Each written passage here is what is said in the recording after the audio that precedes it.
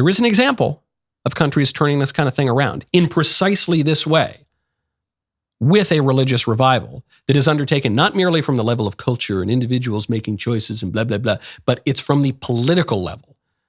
It is the political power channeling the desires of the people. So it's not totally in opposition to the people, but also enforcing a particular religious view. And that would be probably the man I'm going to endorse for president of America in 2024. That would be the leader of El Salvador, the recently reelected leader, reelected with 85% of the vote, Nayib Bukele, who in his acceptance speech, in his victory speech, he started out talking about real nuts and bolts practical victories. I will translate.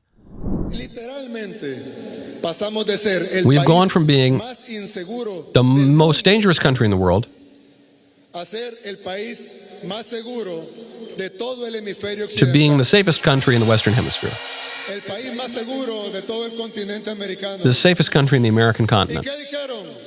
What did they tell us? You're violating human rights. Whose human rights? The rights of honest people? No. Perhaps we've prioritized the rights of honest people over criminals' rights. That's what we've done. And that's what you say is a human rights violation. I ask these organizations, I ask the governments of these foreign countries, I ask these journalists, why do you want to kill us? Why do you want to see our blood spilled? Why aren't you happy that blood doesn't run in our country as it used to? Why should we die so that you can be happy that we're respecting your false democracy, which you don't even respect in your own country?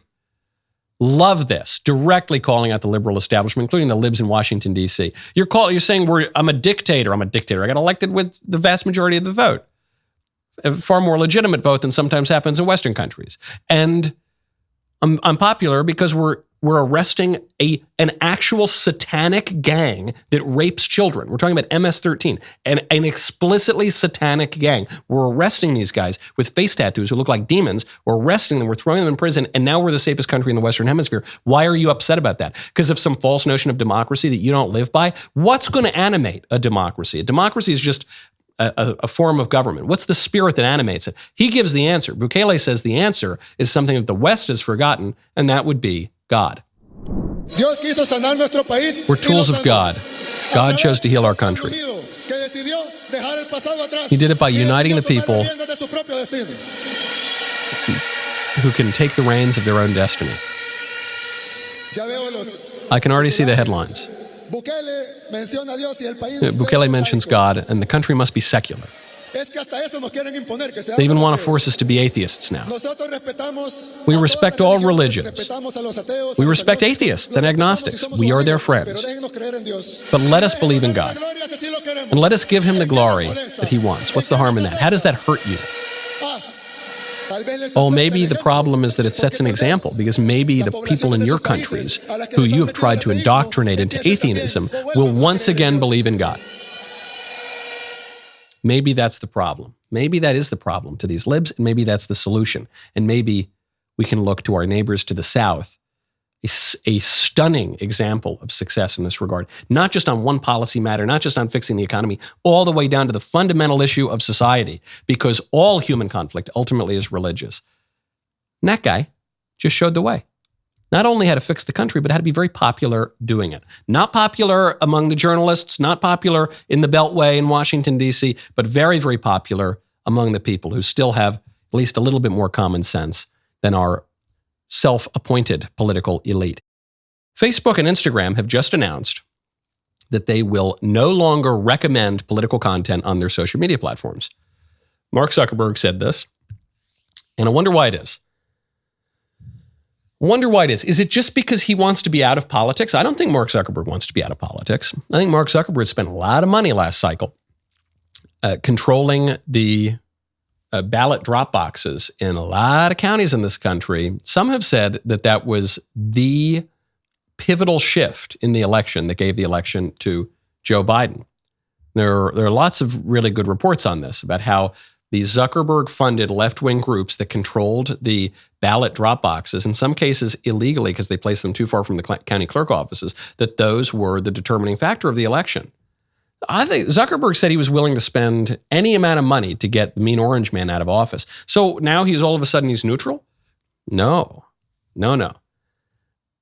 Facebook and Instagram deciding not to recommend political content, that's not neutral. That is a major advantage for liberals because conservatives tend to do much, much better on social media because the liberals control the establishment media. So conservatives need to have some outlet. There's still a hunger for conservative content. So when we create new companies like the Daily Wire, we do very, very well. Daily Wire has always done very, very well on Facebook. It's not because Facebook's helping us out.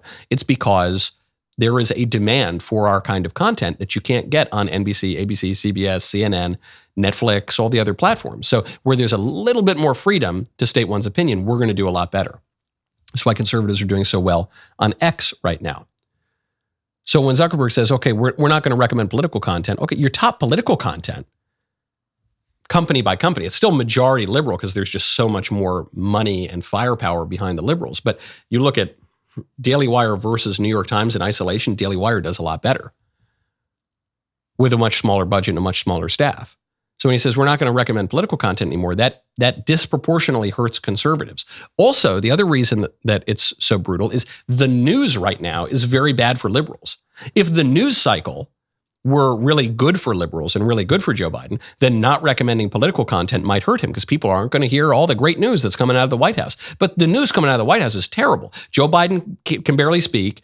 The special counsel thinks he's so senile, he's not fit to stand trial. We're on the brink of World War III in two separate places. We've got an invasion at the southern border, millions of foreign nationals pouring over into our country. We've got an economy that's teetering, that has some signs that it's not in total collapse, and yet the underlying fundamentals of the economy seem to be terrible. Yeah, it's not good, man. All the news is really bad. So when you say, okay, we're not going to recommend any political news anymore, yeah, well, when the news is terrible for the White House, then that's a major gift to the White House, which of course we should expect because these social media platforms, I guess with the exception of Elon Musk and X, are in the tank for Democrats.